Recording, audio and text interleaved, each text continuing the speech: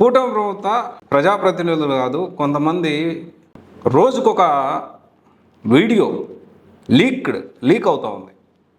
MMS leak అయినట్టు మనకి ఇంకా ఎక్కడికి దీనికి సంబంధించి ఒక్కొక్క రోజుకి ఎపిసోడ్ 1, ఎపిసోడ్ 2, ఎపిసోడ్ 3, ఎపిసోడ్ 4 అలా చెప్పుకుంటూ పోతే అసభ్యంగా నృత్యాలు చేయడం. రీసెంట్గా కూడా దీనికి సంబంధించి ఒక వీడియో లీక్డ్ వీడియో ఒకటి బయటకు వచ్చింది. అయితే దీనికి సంబంధించి ఎక్కువగా ఒక పక్క జనసేనకు సంబంధించిన లీడర్ ఎపిసోడ్ 1 గురించి మనం మాట్లాడుకుంటే కిరణ్ రాయల్ ఏమైంది, దానికి సంబంధించి ఎలాంటి ఇష్యూ జరిగింది, దానికి సంబంధించి డబ్బులు తీసుకొని బెదిరించాడని ఒక మహిళ బయటికి రావడం, దీని మీద ఎలాంటి యాక్షన్ ఇప్పటివరకు తీసుకోకపోవడం, అండ్ దాని తర్వాత ఎపిసోడ్ నెంబర్ 2 వచ్చేసి అరవ శ్రీధర్ ప్రజెంట్ ఇంకా నడుస్తూ ఉంది. కోడూరు నుంచి ఫస్ట్ ఎమ్మెల్యేగా వచ్చారు ఈ అరవ శ్రీధర్ గారు. అండ్ దీనికి సంబంధించి ఒక మహిళ బయటకు వచ్చి నన్ను ఈ విధంగా మోసం చేశాడు, పబ్లిక్లో బయటకు వచ్చి నన్ను ఈ విధంగా మోసం చేశాడు అని చెప్పి జనసేన ప్రభుత్వాన్ని, పవన్ కళ్యాణ్ గారిని దీనికి నాకు న్యాయం చేయండి అని చెప్పి మాట్లాడుతూ ఉంది. అందరికీ నమస్కారం. రేపటితో నెల అవుతుంది నా ప్రాబ్లమ్ని నేను ఎక్స్ప్రెస్ చేసి. ఈ నెల రోజుల్లో నాకు ఏం న్యాయం జరిగిందా అని చెప్పేసి నేను ప్రశ్నించడానికి మాత్రమే ఈ వీడియో చేస్తున్నాను. కమిటీ వేశారు, కమిటీ ఎటువంటి రిపోర్ట్ ఇవ్వట్లేదు. ఎఫ్ఐఆర్ ఫైల్ అయింది, దాని నుంచి ఎటువంటి ప్రాసెస్ లేదు. నా మీద ఎఫ్ఐఆర్ ఫైల్ అయింది, దాని మీద కూడా ఎటువంటి ప్రాసెస్ లేదు. రూలింగ్ పార్టీ అనేసి ఇదంతా కావాలని మీకు అధికారం ఉందని చెప్పేసి చేస్తున్నారా అనేసి నేను ప్రశ్నిస్తున్నాను. ఒక అమ్మాయికి అన్యాయం జరిగింది అని చెప్పేసి నోరు తెరిచి అడుగుతుంటే, నోరు తెరిచి న్యాయం చేయండి అంటుంటే ఒక్కడు ముందుకు రావట్లేదా? అంటే ఇంక అన్యాయం జరిగినట్టేనా? నువ్వేంటి పార్టీకి సంబంధం లేదంటున్నావు కదా, ఇప్పుడు పార్టీని ఎందుకు ఇన్వాల్వ్ చేస్తున్నావు అనేసి అంటున్నారు. పార్టీకి సంబంధం లేదు సరే, అసలు ఆ పార్టీ అనేది లేకపోతే శ్రీధర్ అనేవాడు లేడు కదా. అసలు ఆ శ్రీధర్ అనేవాడు బయట ప్రపంచానికే తెలియదు కదా. నువ్వు ఇచ్చిన అధికారంతోనే కదా శ్రీధర్ అనేవాడు ఇంత దారుణానికి ఒడిగట్టింది. లేకపోతే శ్రీధర్ అనేవాడు నాకెవరో తెలియదు కదా. శ్రీధర్ అనేవాడు సర్పంచ్గా ఉన్నప్పుడు నేను 3 సంవత్సరాల్లో కోడూరులో ఉన్నాను. కోడూరులో నా పని నేను చూసుకుంటున్నాను. అప్పుడు శ్రీధర్ అనేవాడు ఎవడో నాకు తెలియదు. మీరు ఇచ్చిన పార్టీ అధికారం వల్లే కదా శ్రీధర్ అనేవాడు ఇలాంటి పనులు చేస్తుంది.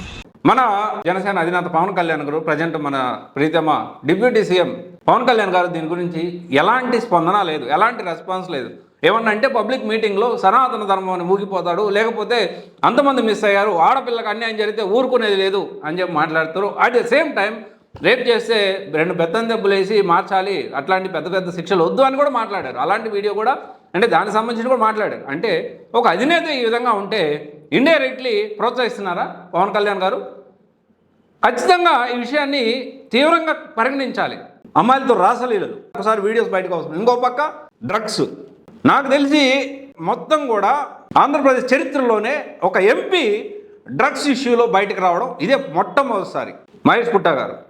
అండ్ దాని తర్వాత ఎపిసోడ్ నెంబర్ 3 బిఆర్ నాయుడు కిచెన్లో 2 రకాలుగా మాట్లాడుతున్నారు. ఒక పక్కేమో మా ఫ్యామిలీ ఫ్రెండ్ అంటారు, ఇంకో పక్కేమో అది ఏ వీడియో అంటారు, ఏది నిజమో ఏది అబద్ధమో. దీనికి సంబంధించి అంతకుముందు పురాతన లేఖ కూడా ఒకటి బయటపడింది. ఈ బిఆర్ నాయుడు అనే వ్యక్తి మళ్ళీ టీటీడీ చైర్మన్. ఇప్పుడు ప్రజెంట్ రాసలీలలో సాంగ్ ఏంది, రగులుతుంది మొగలి పొద, బుస్ బుస్ అంట డాన్స్లు వేసి కింద పడి దొల్లాడుతూ ఉన్నారు.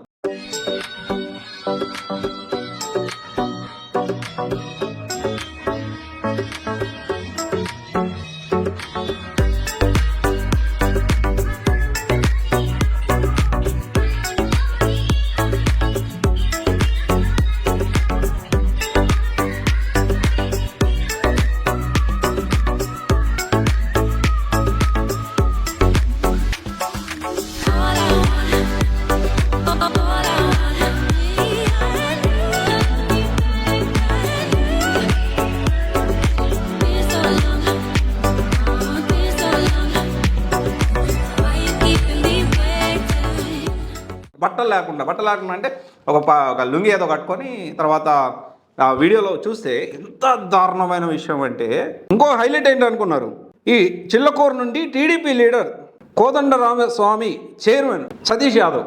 అండ్ ఇదంతా అంటే ఒక పక్క ఈ విధంగా జరుగుతూ ఉంటే ఎక్కువగా ఈ జనసేన నుంచే సరే ఇంత ఒక పక్క చేస్తూ ఇంకో పక్క బయటకు వచ్చాక మాట్లాడుతుంది. తిరుపతి జనసేన వీర మహిళ అంట, రాజకీయం లేని ఆడవాళ్ళని తీసుకొచ్చి అడ్డగాడితే నిలువుగాడితే మాట్లాడుతూ ఉంది.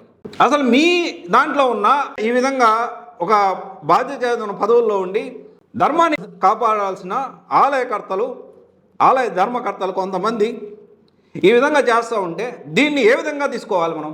దీన్ని కూడా కవర్ చేయడానికి ఇంకొక 10 మంది రకరకాల వేరే ఇష్యూ ఏదైనా బయటికి తీసుకొస్తారు. దెబ్బ మీద దెబ్బ, దెబ్బ మీద దెబ్బ. అసలు ఒక్కొక్కటి ఎపిసోడ్ 1, 2, 3 నేను కొన్ని జస్ట్ అసలు ఏంటి అనేది ఒక మచ్చుకు ఒక 10 నిమిషాలు కూర్చుంటేనే 4 ఎపిసోడ్లు బయటపడ్డాయి. ఇంకెన్ని బయటపడతాయి? బయట పడని ఇంకెన్నో. లీడర్స్ ఈ విధంగా చేస్తూ ఉంటే సమాజానికి ఏం మెసేజ్ ఇద్దామని అసలు ఇక హాస్యాస్పదం అయిపోయింది, అత్యంత ఘోరంగా తయారైంది. ఇప్పుడు ఆడపిల్లలకి రక్షణ, ఇది రక్షణ ఎంతవరకు ఉంది? మన హోమ్ మినిస్టర్ అనిత గారు దీని గురించి మాట్లాడాలా? పబ్లిక్గా బయటకు వచ్చి నాకు ఒక ఎమ్మెల్యే నుంచి ఈ విధంగా నన్ను మోసం చేశాడు, ఇబ్బంది పెట్టాడంటే ఇంతవరకు నో పోలీస్, దాని గురించి ఏం మాట్లాడరు అక్కడ. ఇంకా నేను ఒకటి విషయం ఏంటి అంటే, మంచి ఉంటే మంచి, చెడు ఉంటే చెడు. ఇంతకుముందు ప్రభుత్వం జరిగినప్పుడు కూడా కొన్ని ఇలాంటి సందర్భాలు జరిగాయి, దాన్ని కూడా అందరూ ఎండగట్టారు, కాదనట్లేదు. కానీ ఇది ఎంతవరకు కరెక్ట్? ధర్మకర్తలు అంటే ఒక ఆలయాన్ని చూసుకునే వ్యక్తి ఎంత పవిత్రంగా ఉండాలి? ఏమనంటే మాకు మీడియా ఉంది, మేము చాలా విషయాలు బయటపడతాం, చంద్రబాబు నాయుడు గారు నన్ను ఆపారని మాట్లాడతారు బిఆర్ నాయుడు గారు. అది పోతే ఇది, ఇది పోతే అది, అది పోతే ఇది.